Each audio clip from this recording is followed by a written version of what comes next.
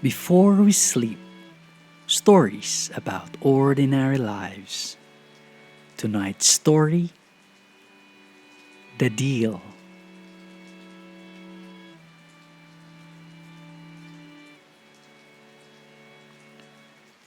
There was a time in my life when I wasn't sure I belonged where I was.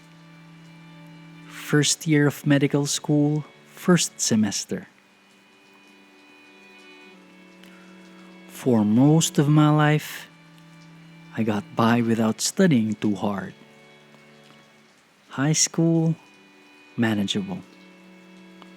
College, still breathing. I wasn't the smartest, and I wasn't the most hardworking. I relied on instinct, on cramming, on just enough effort to survive.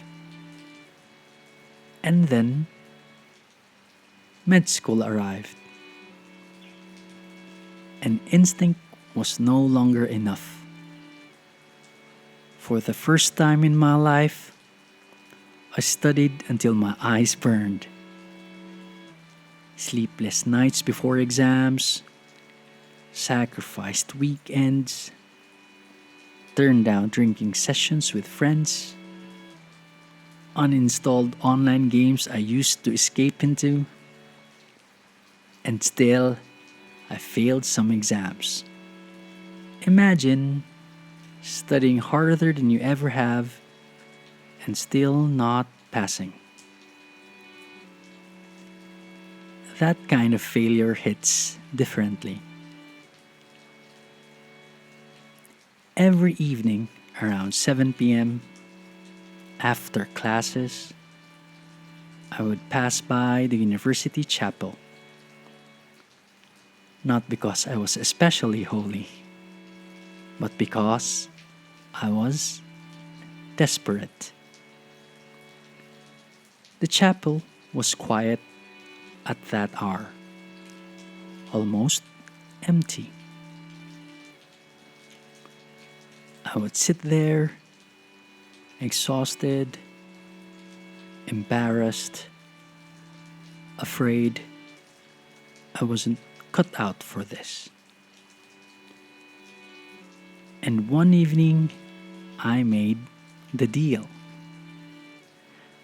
I don't even know if that's how faith is supposed to work. But in that moment, it was real. I told God, if you let me become a doctor someday, I'll be in service for you. I'll serve the less fortunate. I'll try to make this hard training worth something. Let me be a good investment for something bigger than myself. It wasn't polished. It wasn't poetic. It was a tired 22-year-old afraid of failing. And then something subtle changed. Not magically, not instantly. I still failed some exams after that. But med school became tolerable. The weight didn't disappear. It just became meaningful. The sleepless nights felt less pointless. The sacrifice didn't feel empty anymore. It wasn't just about grades. It became about formation, about being shaped, about slowly becoming someone capable of helping. Years passed, exams ended, internship, boards happened, and somehow I became a doctor. It's been more than 15 years since that quiet deal in a small chapel. And every single day, I try imperfectly to live up to that promise.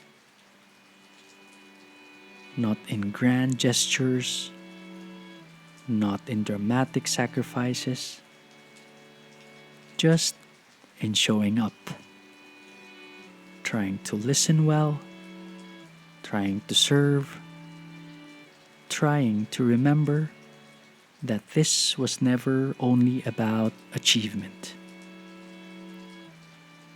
Sometimes I still pass by chapels, and sometimes I don't. But I carry that conversation with me. The young version of me sitting in the quiet, asking for a chance. And maybe that's what faith looks like sometimes. Not certainty, just commitment. Tonight, if you're in a season where you're studying hard and still falling short, when you're sacrificing and not yet seeing results, maybe something is still forming. Maybe meaning takes time. The promise you make in your lowest moment becomes the compass of your life. You don't need to be the smartest. You don't need to be flawless. You just need to stay. Stay in the room. Stay in the process. Stay in the becoming. Sometimes that's enough.